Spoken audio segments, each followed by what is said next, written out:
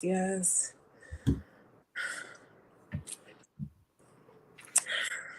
And we are live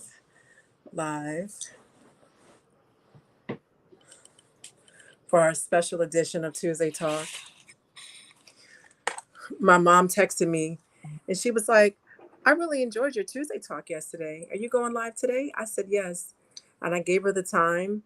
And she said, well, the flash comes on at 8 o'clock, so I'm going to be out at 8. And I was like, all right, mom. My mom, who taught middle school English for 28 years, Oh, said, wow. said, I'm going to be out. I'm like, all right, mom. I thought that was so cute.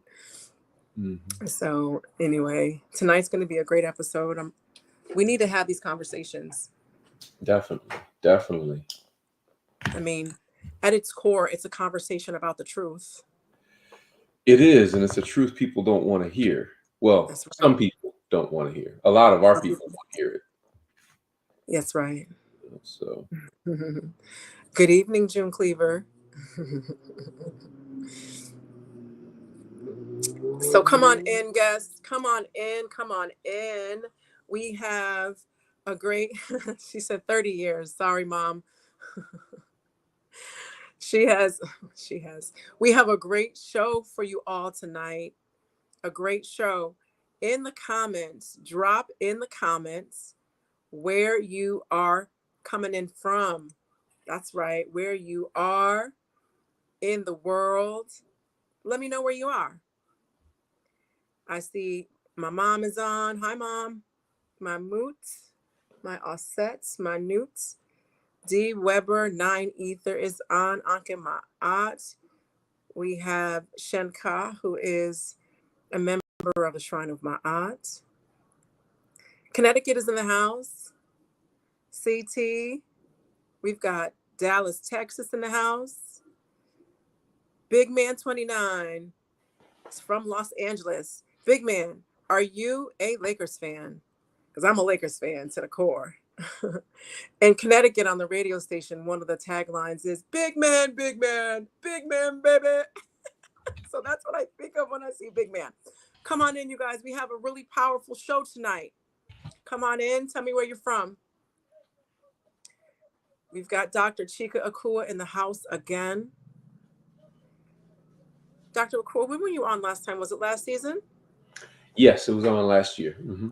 It was last year. Okay, so big man is a Lakers fan. That's what I'm talking about. See, good people like to show up. So I do. Oh, we see Baltimore, Tanaya, Tamika, Keshutsao. Welcome from Baltimore. Welcome, welcome. Tonight we have Dr. Chike Akua, who is back on Tuesday Talk. Tonight we're going to be talking about the issue of race, the issue of enslavement, the issue, the fact, let me say it again, the fact of enslavement, the fact of who built the foundation of this country, of the United States, who generated the wealth, why these Western nations are so powerful and so rich. And we all know that it's off of the backs of the enslaved Africans in those respective, in the countries that were colonized by said European power. Now, this show, Tuesday Talk, and the internet in general has a worldwide reach, and we all recognize that. But tonight we're going to focus on the United States. We're going to focus on America and the enslaved Africans who built this country. The descendants of those enslaved Africans are foundational Black American. I'm foundational Black American. All 4 of my grandparents come from this country. Okay, we're enslaved in this country. The descendants were enslaved here. And the United States being such a superpower, we have to look at the roots of that power. We have to look at the roots of that wealth, because that power and wealth and the lack thereof and marginalization and those with resources and those without resources is the continuation of how wealth and power was distributed. Okay. Now, it's the year 2023, and the form of Africanism, African spirituality, Christianity, education, the role of women, the role of men, incarceration, education, nutrition, skills that we learn, trades that we learn, marriage, the role of children. All of these things have changed over time or have a certain manifestation, but has the power structure really changed? Has the access to wealth and money really changed? Mm. Has opportunity changed significantly? These are questions that can be answered by first understanding the root of power and structure and money in this country and where it comes from. And so, although we may not be talking specifically about those elements of power, those elements of distribution, we are going to be talking about the history of it, where it came from, how it's rendered, and if we can talk about it, if we're allowed to even talk about the truth. Now, again, like I said, I'm foundational Black American, all for grandparents. But I'm going to tell you this, you'd be hard pressed to find a Bob Marley song that I don't know by heart, because my parents were Pan-Africanists. And the truth that came out of Bob Marley's mouth is something that all diasporan Africans need to know. And one of the lines that he said was, "Tell the children the truth."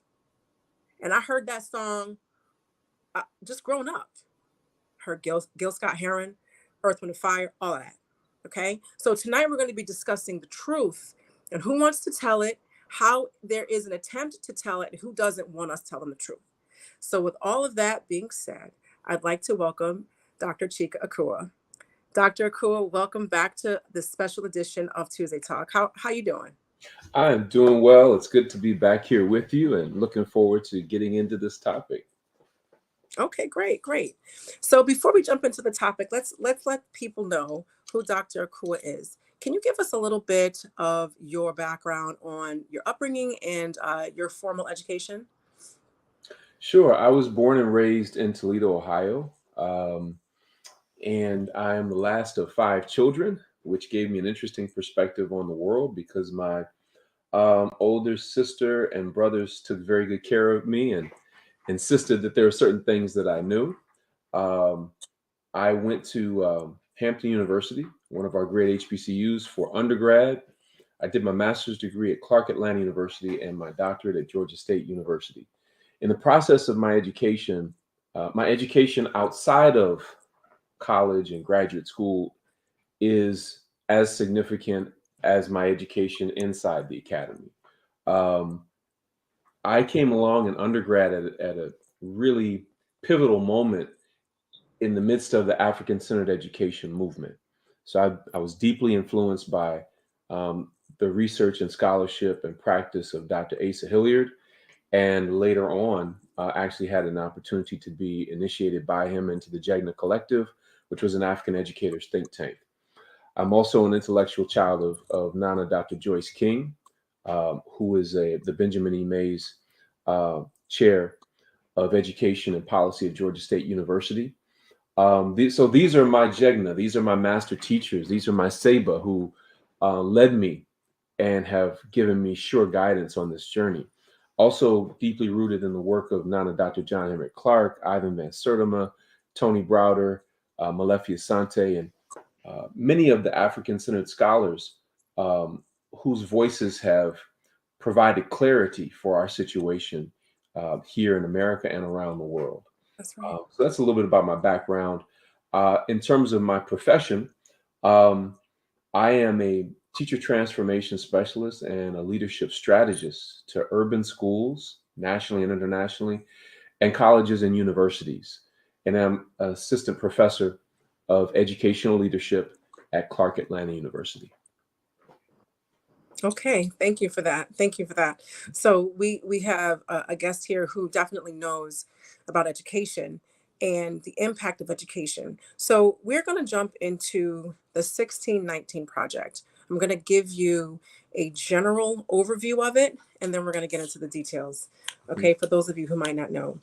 The 1619 Project is a long-form journalism endeavor developed by Nicole Hannah-Jones, writers from the New York Times and the New York Times Magazine, which aims to reframe the country's history by placing the consequences of slavery and the contributions of foundational Black Americans at the very center of the United States national narrative. The first publication from the project was in the New York Times Magazine of August 2019 to commemorate the 400th anniversary of the arrival of the first enslaved Africans in the English colony of Virginia. These were also the first Africans in mainland British America, though Africans had been in other parts of North America since the 1500s and before, because we traveled this world before anyone else, period. The project also developed an educational curriculum supported by the Pulitzer Center, later accompanied by a broadcast article, live events, and a podcast. Historians, journalists, and commentators have described the 1619 Project as a revisionist historiographical work that takes a negative view of traditionally reverenced events and people in American history, including the patriots in the American Revolution, the founding fathers, along with later figures such as Abraham Lincoln and the Union during the Civil War. On May 4th, 2020, the Pulitzer Prize Board announced that they were awarding the 2020 Pulitzer Prize for Commentary to project creator Nicole Hannah-Jones for her introductory essay. So that is a brief general overview of the 1619 Project. So, Dr. Akua, when you first heard of how did you first hear of the 1619 Project, and what was your first impression of it? I first heard about it in the news, and I do want to say, as a disclaimer, I'm still in the process of reviewing the book. So I have not completed that review yet, but I can speak on what I have seen of it so far, as well as the backlash against it. Okay, I heard about it through the news and through newspaper articles and commentaries and video commentaries and so forth.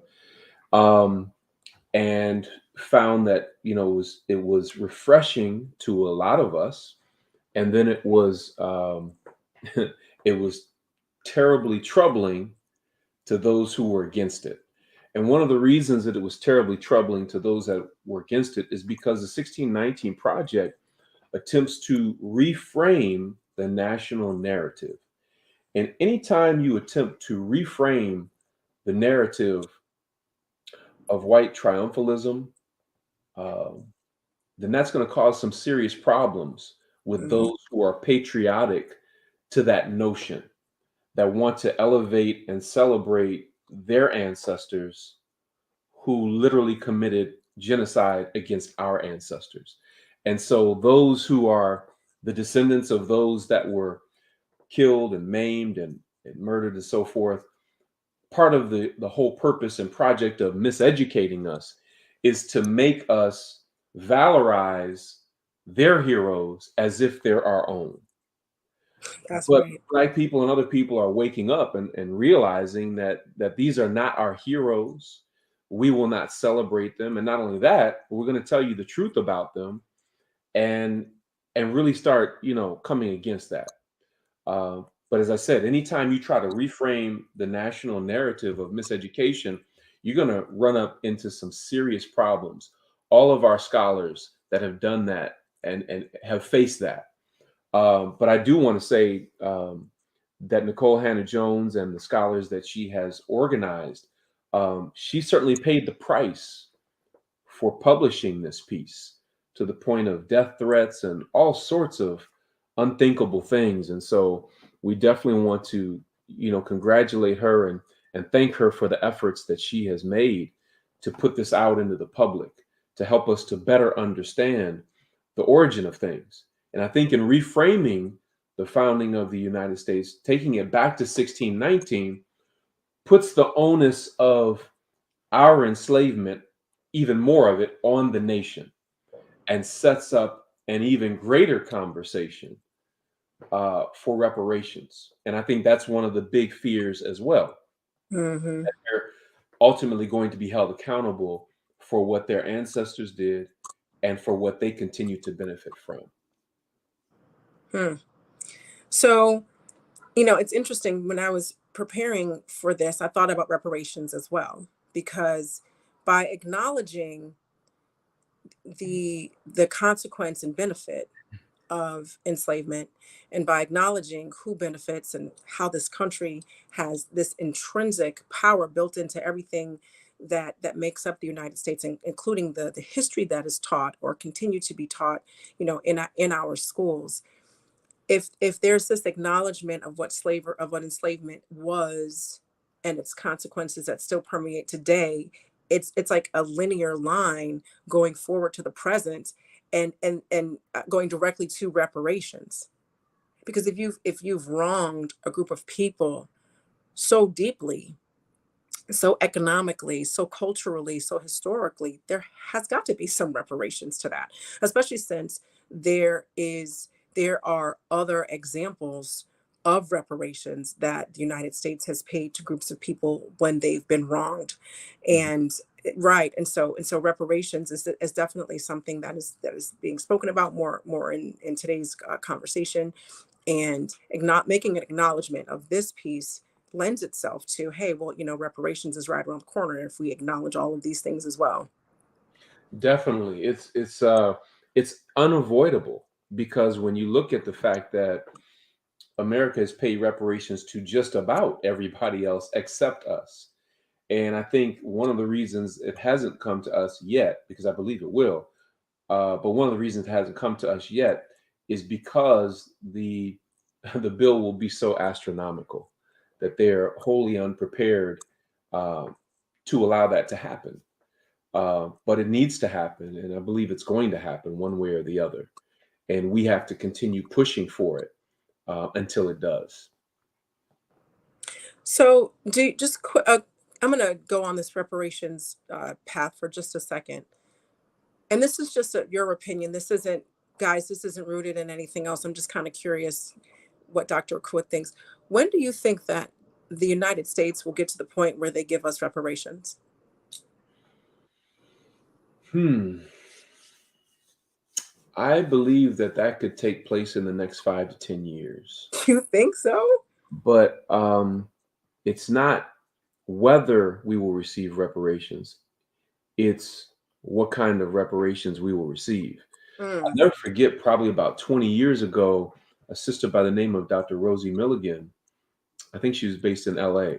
She said if they were wise, they would give us reparations now while we were not in our right minds. Yep. Because we would turn it right back over to them. If we got it on a Friday, they'd have it back in their hands, the majority of it, Saturday morning. Um, but I think it could happen in the next 5 to 10 years. I mean, I remember when I was a middle school teacher in the 90s, I used to tell my students who, particularly those who said they wanted to be an attorney when they grew up, I told them that by the time they grew up and had the opportunity to go to law school, reparations would be an issue that was kind of front and center and that they should be prepared to argue for it. And here we are now, and many of them are adults in their 30s and 40s and so forth. And now it's more of a common conversation. And we're in the process of making sure that it continues to be a common conversation, and even more so, one that politicians have to answer to. Hmm. I agree with what you were saying. I didn't think you would think 5 to 10 years. I personally don't think that we'll see it in our lifetime, and because the there's this fight to keep America white. There's this fight to keep the American mind white, Hmm. even if America isn't white. Hmm. And as white people around the world have about 300 years left on the planet. There's a fight to stay in control of the planet. And even though there's this number of 300, when you look at white, what's white? I see some white folks who have curly hair. They got a nose wide like my daddy. They Hmm. might have pale skin, but they don't look like William and Kate. They wanted white folks to look like them. Hmm. Your average white American, even if they don't have, more African features, they don't have those British features, you know. Hmm. I don't know if I discussed it here on this show, but America really makes all the ethnic groups just mutts. Like, you've got different Asians, Koreans, Chinese, Japanese, they're all mixed, and you just have like general Asian face. Then you have white folks, British, Irish, Italian, Russian, and then you just have general white, a white person's features and stuff like that. Same thing with black people, different countries in Africa, the islands, black Americans, and we just kind of look like me, right? So I just think that even with white folks that are here, it's this blend. And then you've got more interracial couples, and now the babies look beige. So even as they have these 300 years, what is white going to look over these next 300 years? I just don't think that there's going to be this group of people who are going to say, okay, we were wrong, and this is what we owe them. One of the reasons is because the monstrosities that happened against African people were just sheer evil. Whipping the skin off of someone's back, performing medical procedures without anesthesia. I mean, who does that? You Hmm. can't even do that to a dog without going to jail for that. Throwing babies to alligators. These are things that are provable. Lynching people, raping people in the town square, just vicious, evil Right. stuff. So and I don't think the country is 5 to 10 years away from admitting that, Hmm. because Well, if you consider back probably around 1850, mhm, 1855, um, if you talk to most black folk back then, they probably wouldn't have thought that just a few years later the Civil War would be fought and we would receive our physical emancipation.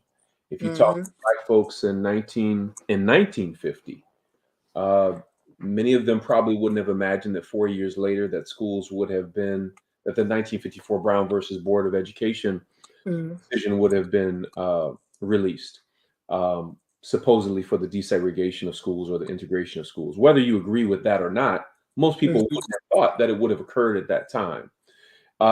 If you talk to many of our elders, when former President Obama was elected, they didn't think that they would ever see a day in their lifetime when a black man would be elected president. Mhm. While I can see why you would think that it would take much longer, um, I'm still pushing for 5 to 10 years, and Yeah. and and um, that's why I think we have to continue this conversation, and Mhm. at some point, not maybe in this conversation, but get into the particulars of what that will look like in different areas. What will reparations look like in housing? What will reparations look like in education? What will it look like in healthcare? And be very, very specific, Right. particular, because if you're going to push for something like that, there has to be a plan for the demand. In Right. absence Right. of a plan for the demand, it's just talking, and it doesn't seem like it could happen. But there are people who are working on that plan, who have been working and are working on that plan. And like I said, holding elected officials accountable, making them, putting that on the platform that you have to speak to this issue and tell the public what you think about it. And that will do that very issue may sway elections and so forth. So it's not up to them whether or not it happens. It's really up to us. Abraham Lincoln didn't free African people. African Speak on people it. freed themselves. We sure did. We were the impetus behind the passing of the Voting Rights Act. We were the impetus behind every major progressive movement that took place on our behalf. It wasn't them, it was us. There may have been some of them who came along and gave assistance at some point, but we were the impetus. Mm. You know, in giving that historical timeline, I could see how reparations is closer than we think it is. And I have a couple comments in here. And again, we should probably just have a separate conversation on reparations. Jason Holmes said Gucci and Louis would get it all back, which is basically what you said. While we still out here buying Louis and Gucci and those eyelashes and following every trend that's on Instagram, and fighting amongst foundational Black Americans, Caribbeans, continental Africans, just distracted by just nonsense. And that's Give us why the money now we have to be ready to receive to it. receive it. And Mhm. and until there's a shift in the frame of mind and knowing who you are, it would be almost detrimental for us to get it, because we're gonna give it right back. And then where would we be? You Yeah, know, and again, like I said before, having Pan-African minded parents and growing up like that, when I hear Africans, continental, Caribbean, Latin American, and foundational Black Americans arguing, I just want to beat them all like I'm their mama. Like, what are you doing? This mm, is dumb. Why are you being distracted by like the carrot that's dangled in front of you? Like, that's just it just doesn't make any sense to me, you yeah, know.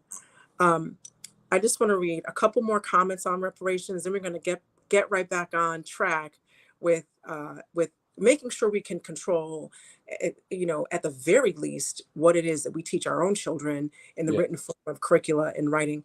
So, Bawana Haguziki said, "Are reparations just monetary?" I'm thinking slavery took away more than just the ability to produce wealth in America. How does that get repaired? And that's something that you said. You know, what does it look like in healthcare? What does it look like? You know, with reintroducing our spiritual religions. What does it look like in education, which is what we're talking about now? The 1619 project is kind of like education reparations in terms of being able to teach the truth, you know. The other comment by Sharon Brinkley was, some reparations are occurring now in a piecemeal way within the states. What do we collectively think reparations should look like? And Jason Holmes said, I think the first item of reparations should deal with mental health. So we definitely have a broader scope on reparations, as it's just not payment, because it's not like you broke into my house and stole $20 and I want my $20 back plus interest, and then nothing else was mhm, broken, nothing else in the structure of living was yeah. destroyed, or you know what I'm saying? Like, So you got to do more than give me back my $20. to give an example from what Jason Holmes said and what the sister said before, Hmm. it definitely has to be more than monetary. But for example, when he mentioned mental health, Hmm. um, there would have to be appropriations for us to recover from over 400 years of intergenerational, multi-generational, unaddressed trauma. But That's right. in order for that to happen, you have to have funding allocations to train a new generation of Black therapists, counselors, and psychologists in African centered and culturally relevant therapeutic modalities, because we're not going to get healed with white folks' psychology. That's what got us in this situation. Thank So, you. this is why it has to be so much more than monetary. It has to address a number of different areas, and that's why we need scholars and community members from all these different walks of life to begin to weigh in on it and so forth. And yes, it is happening in some places, as Hmm. Sharon says, in a piecemeal way. You've got it going on in Asheville, North Carolina, um, in Evanston, Illinois. Hmm. California is having hearings about it. But in Evanston and Asheville, it's already reparations is already taking place on a local level, but it needs to occur on a national level, and that's what we need to talk more about. And I would definitely want to recommend that you speak with a brother by the name of Reginald Muhammad, who's written along with Michael Muhammad the National Reparations Declaration. He can go into so much more depth on the issue than I can, and has a powerful framework. Both of them Hmm. have a powerful framework for that. Mm. Mm. Interesting. Looks like another edition of Tuesday Talk is just reparations, what it Definitely. looks like and all of that stuff. And I'm and along with counselors and therapists, I'm gonna say teachers. You Yes, know, I in the education realm, yeah, we don't just have a shortage of Black teachers.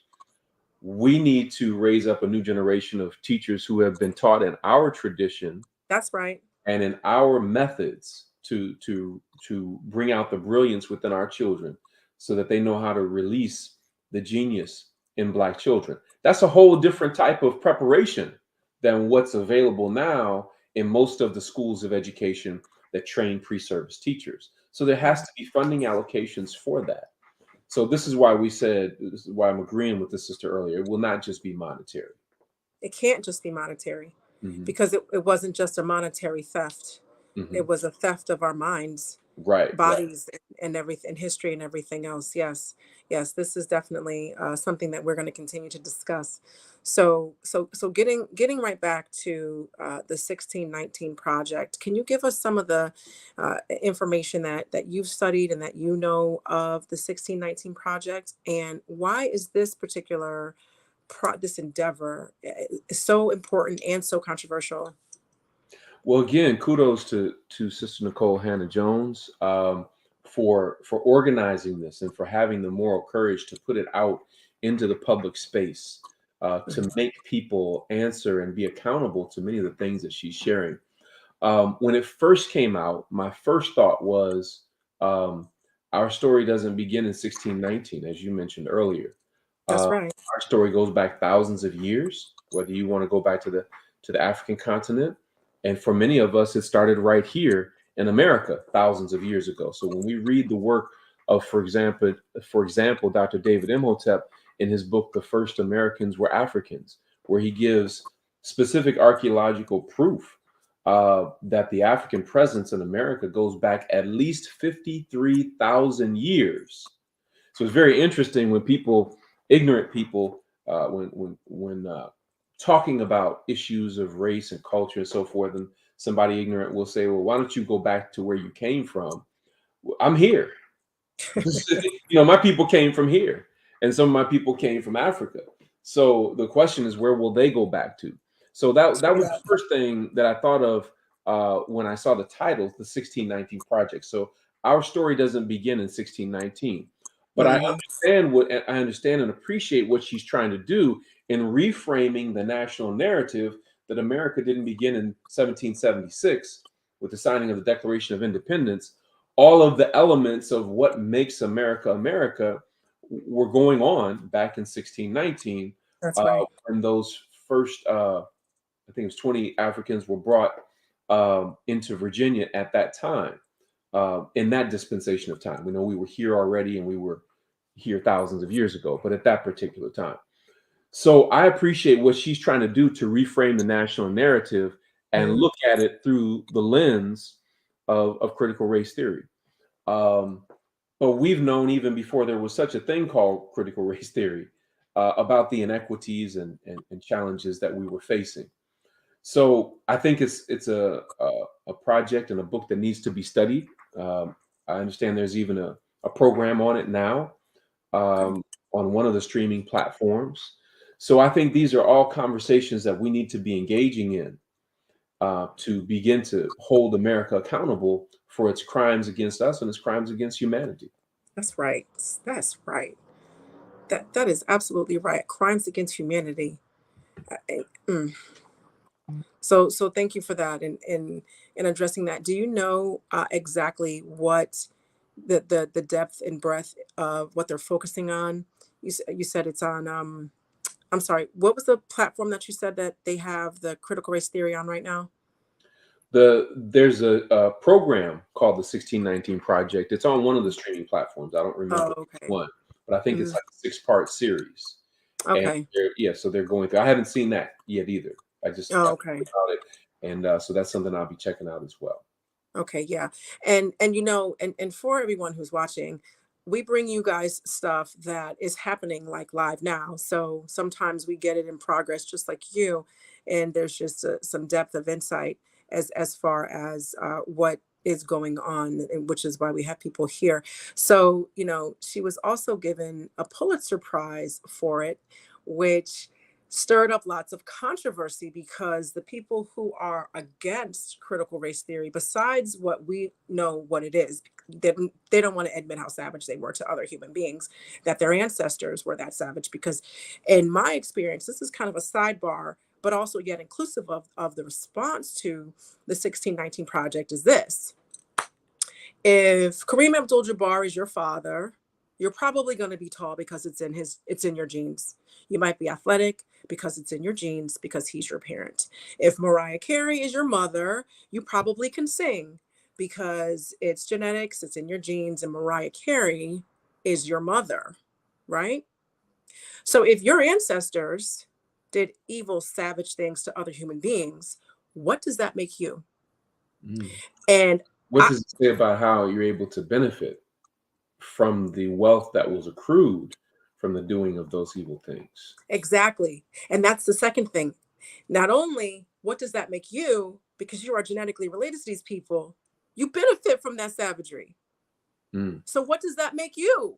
What does it make you? Your choice. Because you can't help who your parents are, who your people are. You also can't help how you benefit from certain things.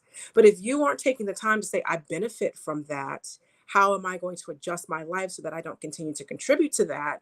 And people don't ask themselves those questions. That to me, in my opinion, those truths are what a lot of people, the overwhelming majority of people, are running from. What does that make me? I'm Right. genetically related, and I've chosen to stay involved by benefiting from it. It causes cognitive dissonance, Mm-hmm. as psychologists tell us, and that is where you have um, a very high opinion of something, and then you find out information that contradicts your high opinion Mm-hmm. of that thing. So a lot of white Americans have a very high opinion of America and hold it in high esteem and think America is the greatest place on earth. Mm-hmm. Uh, and then they find out some of the atrocities of what we and others have been through. And the understanding of what we and others have been through authentically has been obscured in many places. It's very difficult to find authentic and very revealing information about what we actually went through as a people.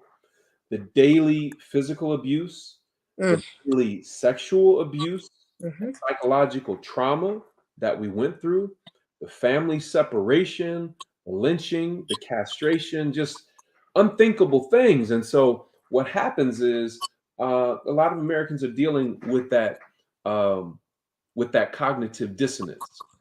And one of the effects of cognitive dissonance is it causes you to still uphold that thing that you're holding in high esteem and defend it, even though you have this other contradictory information. But to those that are willing to look at the truths that are uncomfortable to look at, they're going to come to possibly a different set of opinions, and that is the fear that those in power have. But if enough people start Mm-hmm. getting this information, they're going to start changing their minds and seeing what we're talking about, and they're going to start to empathize and sympathize with what we're talking about. So they want to put a lid on this kind That's of information. yep. So one of the things that we know is that lack of knowledge, Black ignorance has been weaponized against us from the time that we first got here. Mm-hmm. Information suppression and education suppression was a part of the project of making a slave and maintaining a slave. Mm-hmm. That project is still very much in place right now. You know, I growing up, I went to a really good public school from fourth through fifth grade. I'm sorry, first through fifth grade. In the fourth and the fifth grade, I was in gifted and talented. In the sixth through 12th grade, I was at private school in Connecticut. So I definitely got and then I went to Spelman. So I definitely got a great education. A few years ago, I taught in a prison pipeline school in Connecticut. And to see how systematically and systemically meaning happens in these institutions. It is a part of the institution, right? And systematically means on a day by day basis, this is the system that's in place and that's in the structure and this particular place to maintain whatever it is that's going on.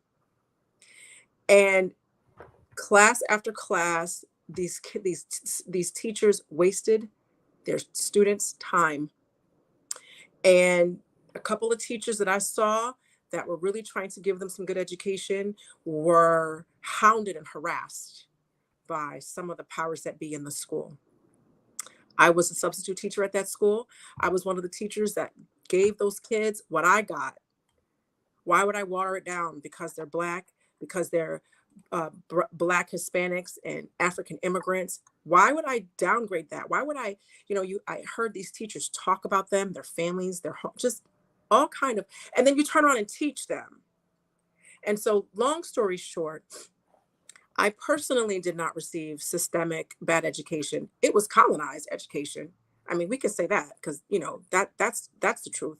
And I just remember being in some of my history classes, being like, and saying like, that's not true. Because I had my parents, I had my mother, and I had my father, and I had my upbringing, and I knew certain things, weren't true, which was part of my angst, which is one of the reasons why I went to an HBCU, because I was sick of all of the angst, So, but to continue to have, but the continuation of the misinformation and the lack of information is not something separate from how enslaved Africans were treated as it pertained to education. See, people have to understand that this isn't like some random thing that just like dropped out of the sky. Oh my God, the schools are bad. Are you kidding me? Mm-hmm. That is not what is going on. If you look back, you can see the history of the education. It's all colonized. It's all whitewashed. We ain't even talking about that. We're not even talking about that. Right now, what I'm talking about are fundamentals that were taught, like fundamentals in math, fundamentals in reading and phonics and essay writing, learning trades, really being able to think and critically and analytically. That's been taken out of schools. That has been systemically and systematically taken out of schools, where you have Black kids and you have Black people immigrant Black people from all over the world. They haven't taken it out of the prep schools, though. They haven't taken it out of the private schools. I have friends who have kids in private school. I have some friends who are like, yo, Sai, I want my kids to go to your prep school. You know people there? Yes, I do. Called them up, wrote recommendations. They got in. Why? Because there is no prison to pipeline agenda at these prep schools. Why? Because the rich and white kids go there. And smart middle-class kids like me who got in because I'm smart. Let me go back to something you said earlier when you used the term school to prison pipeline.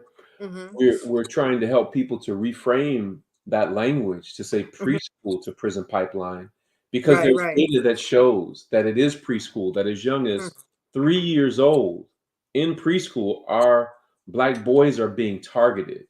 Okay. So a couple of the people who brought this to light were Zakiya Sankara Jabbar and her husband, Hashim Jabbar, when they noticed that their son was being targeted in preschool. And Zakiya, had the presence of mind to start doing some research about, she was told that her son needed to be tested after 3 days, and he's 3 years old.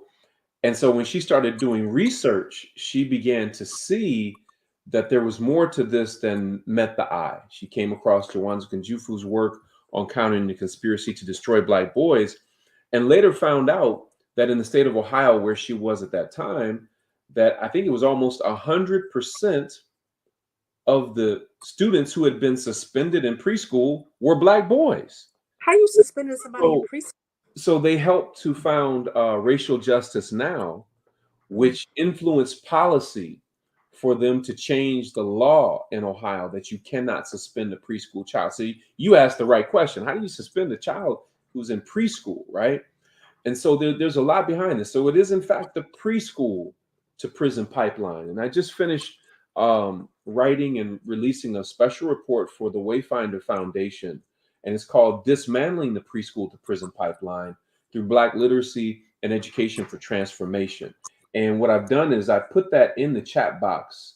I think it's so that you can see it. So you'll have to make it available to everyone else. Yep, it's right there. Yeah, if you go to wayfinder.foundation, you can download that report for free.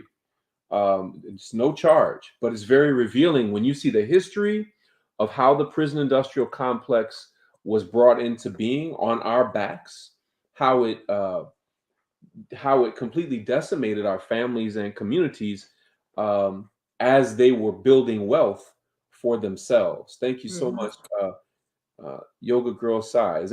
That's somebody else that posted that just now? No, that's me. I That's teach you. yoga, Okay, yoga girl I'm Sai. sorry. That's Okay. okay. That's Yeah, me. so definitely please circulate that. We literally just released it this past Saturday Mhm. in Washington, D.C. And we're going to be going around the country and having these forums in communities around the country to inform our people of what's going on. But again, everything that we've been talking about, and really everything on your show in general, is information that we are not supposed to know Mhm. and that we're not even supposed to desire to know or even know that it exists, given the level of miseducation and brainwashing that took place during and after our physical captivity. That's right. Yeah, so the purpose of our miseducation was to take us so far away from these cultural realities that we wouldn't know and wouldn't want to know. There's an African proverb that says, not to know is bad, but not to wish to know Mm. is Mm. worse. Yep. Right? So I'm not gonna call anybody out in my life, anybody black who doesn't wish to know. When I was younger, I don't know if y'all know, but I have some Sekhmet energy. And for those of you who know the story of Oshun, I have Oshun energy. But if you really know both stories, you'll know I'm saying the same thing. I'm gonna just drop that nugget and you can go do your own research. Okay. Grow again, Pan African parents.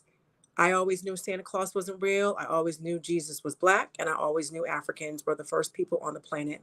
I knew that so early in my life. I do not remember my parents telling me. I just knew it. Of course, you're not born knowing anything, but I just knew that. Okay.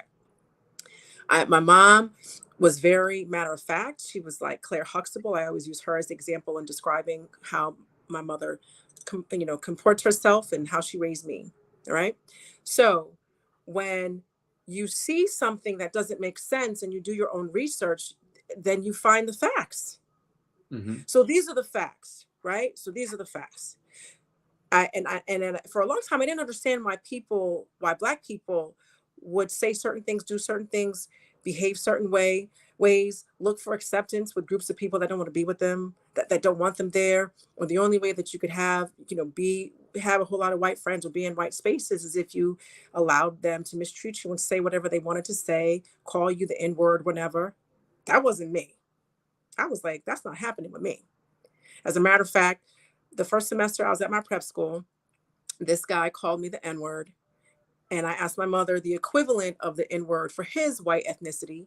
And she told me, and I was ready for him because I had told the art teacher she didn't do anything. I told the middle school headmaster he didn't do anything. That's when I asked my mama. She told me. And the next day in art class, we were sitting on our benches and I looked him straight in the face because I was ready for him because I ain't scared. He called me the N word. I gave him his respective European N word equivalent. And I said it loudly enough so all the white kids in the class knew I got one waiting for you too. This was like the first week of class. Mhm. And I went through that school for 7 years and I never had anybody get in my face on some nonsense because they knew I got something waiting for you. I Mhm. was friendly. I had friends. I was a varsity athlete, all of that. But you're not going to play me. Right, right. Now, over the course of my life, not just at school, over the course of my life, I have seen black people so weak, needing white approval. And I did not understand why. It took me to be an adult, to initiate in the shrine of Ma'at, to become a priestess, to have Anika and Jabari, and mainly Anika, check me when I wasn't doing what I was supposed to be doing as a priestess. Some people want to be priests and priestesses. They don't understand you're going to get checked. It's going to be humbling, Mhm. humbling. All right. And so, but I respect both of them. I know their process. I knew them before I was even initiated, and they live the life they say they do. Right. Mhm. So, because I'm listening to them, I started to understand why people do the things they do. And in effect, I'm doing the same thing as those black people who need white approval. I'm going to explain why. When you look at the savagery, when you look at it, people respond in the way that works for them. And some people are like, I'm gonna just go over on their side and be nice, and maybe they'll be nice to me. I'm gonna tolerate what they say and do, and I'm just gonna find common ground, and we only talk about certain topics or don't go so deep, and then boom, I can live a good life, right? I can have a whole bunch of friends, we can go to the bars and kick it. That's how that person can handle it. Then there's people like me. I ain't having it. I'm gonna call you what you calling me. I'm gonna tell you the truth, or we just ain't gonna be friends. And that's how I feel comfortable, excuse me, dealing with it.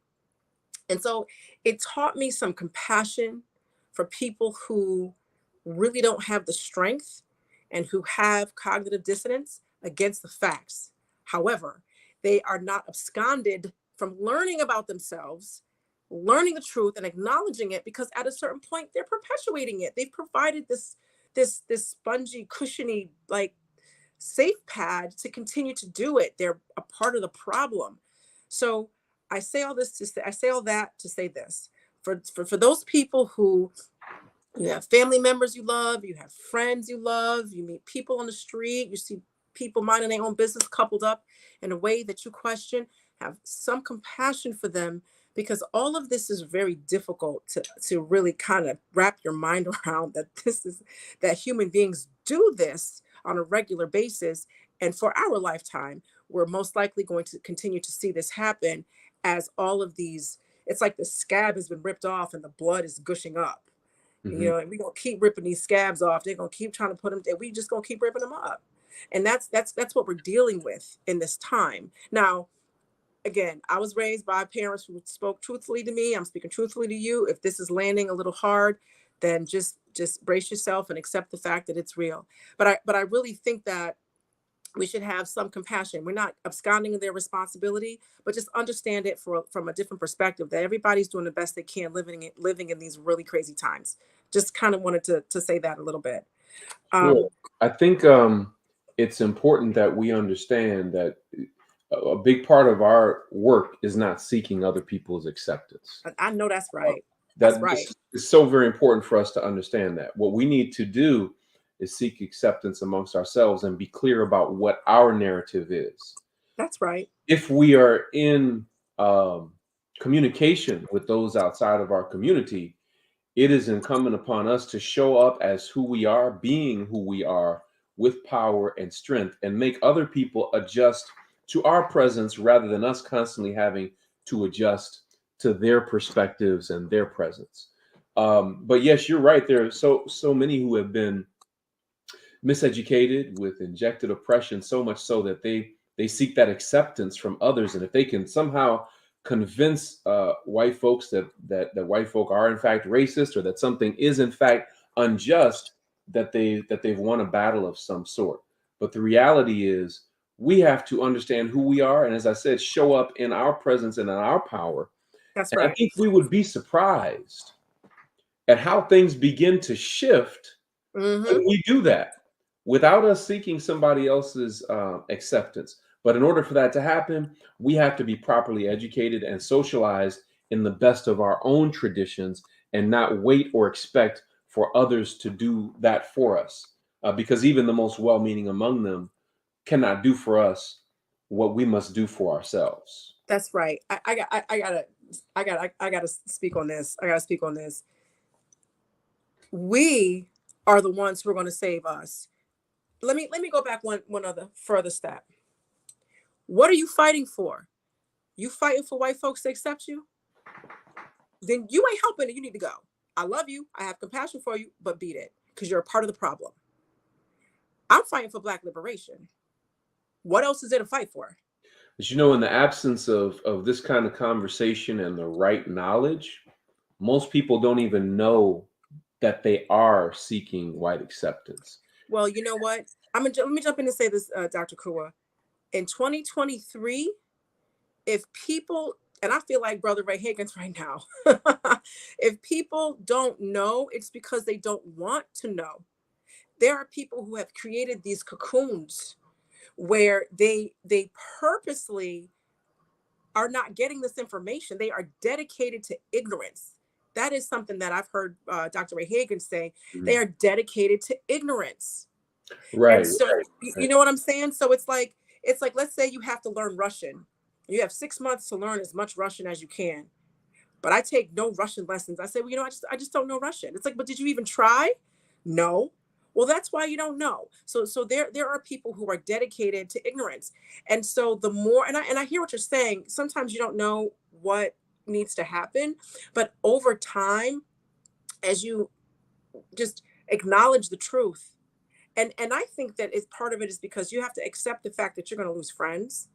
People might ostracize you, or you might get labels, but all of that is wrapped up into needing acceptance from people who require that you belittle yourselves in order to be around them. Mhm. I You would know. too, and Dr. Ray is a friend. Love a lot of the work that he's done. Uh-huh. Say as a teacher, I feel the responsibility to teach and tell the truth wherever possible. The responsibility, that's my responsibility. The Hmm. responsibility of those who hear it is whether or not they will accept it. In the same way that some people will click on this and view this recording at some point, and they can choose whether to accept it or not. But That's it's right. my duty as a teacher to share it, even though some people have a commitment to ignorance. But at Yep. one time in my life, I was committed to ignorance. But I'm so thankful that there were those that would not allow me to maintain that commitment to ignorance by continuing to share with me knowledge of self to the point where I had to renegotiate that commitment to ignorance. So that's my perspective as a teacher, is that we're always trying to put out the information that will tap the Hmm. spirit and touch the soul and make a person see things from a different vantage point, and hopefully that it will make them change and transform their lives. Sharon Brinkley made a point that I think we should mention. It's right in line with what we're saying. She said, I don't think it's that simple. Like we said earlier, mental health is an issue even for the educated. So that's a good point. What kind of mental illness is it when you seek approval from your oppressor and don't want to learn about yourself? So that's kind of a rhetorical question that I'm just going to leave for all of us to think about. I want to get into the project that you're working on for the foundation. Can I go over the table of contents that's in it, and can you give us some information on what that's about? Sure, sure.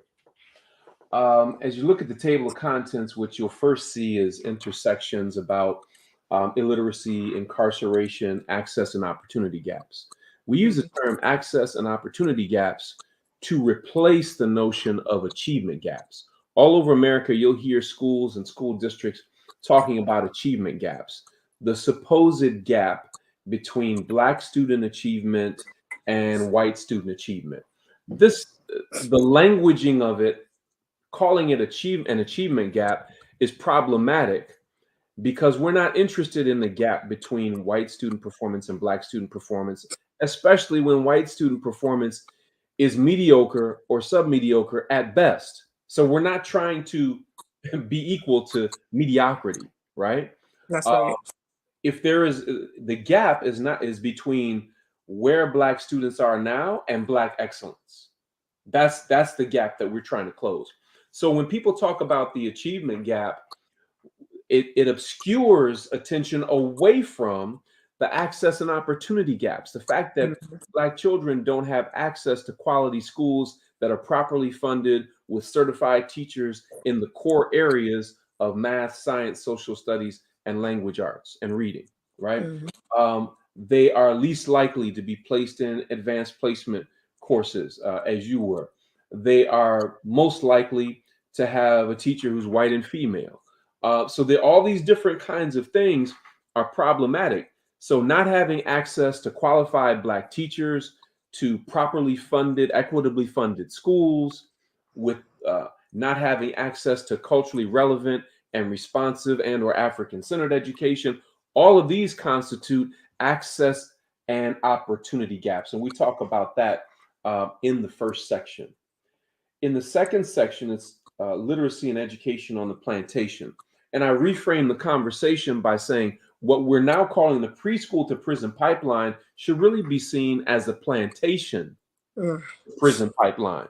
Because once the Civil War was fought, and Africans were emancipated, and then the 13th Amendment was passed and so forth, the white terrorists, unified very quickly and rallied to make sure that they would be able to find those captive Africans and recapture them, because they still needed a labor class to produce their cotton and their tobacco and all of their other cash crops and so forth.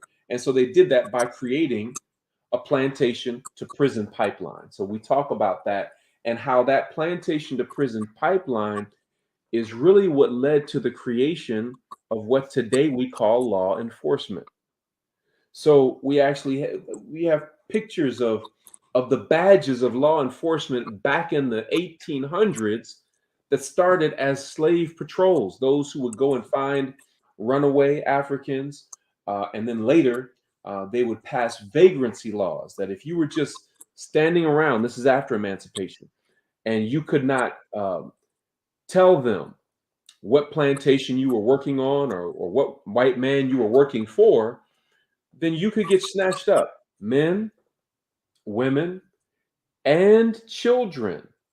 There were children who were captured and placed into this system, which went on all the way up to 1940. Upwards of 800,000 Black people who were trapped in this system. Okay. So imagine the trauma of a mother or a father finding out that their child had been captured, never to be heard from again, and placed in this system. Imagine the trauma of a child finding out that their mother or father had been captured and placed in that system, never to be heard from again.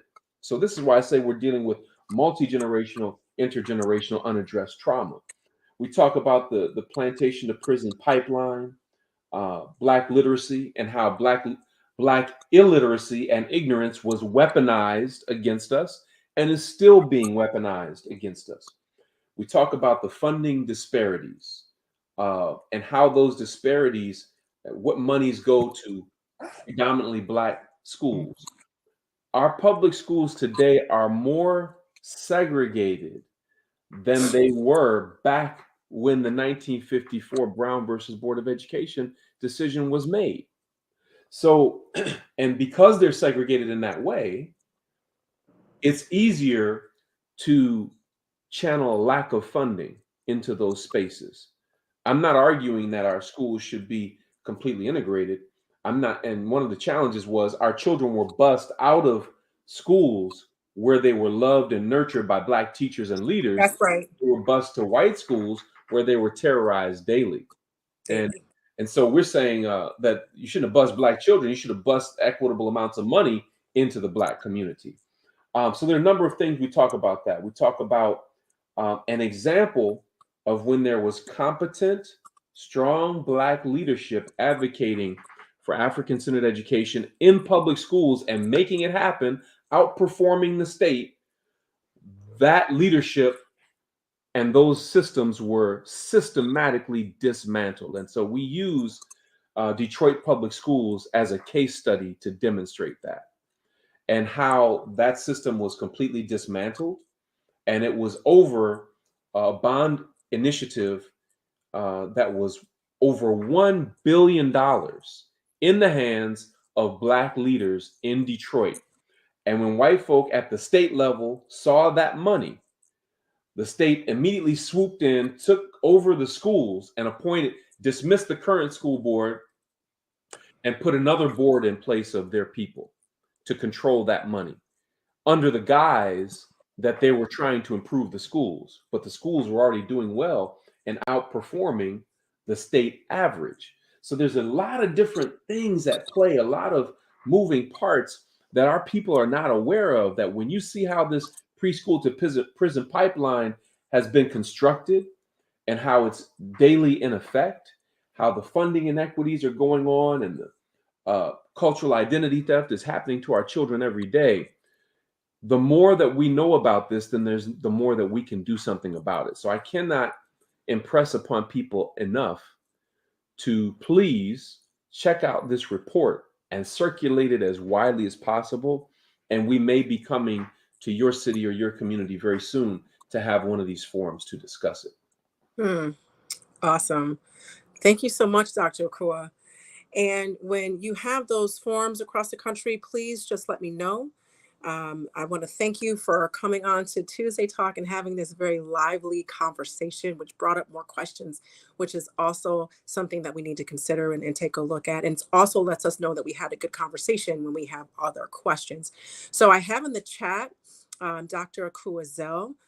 We don't, and I have my Cash App as well. We don't do it for money, but we need money to do it. And we would appreciate any donations. I'm also going to update the flyer so that you can see, so that you can know where to go to the foundation, where you can download this guide, and also his Zelle.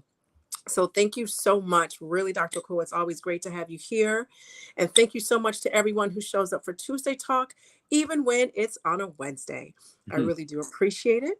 And I will see you next Tuesday. Mwah. Shema Ma'at. Peace and blessings, Hotep.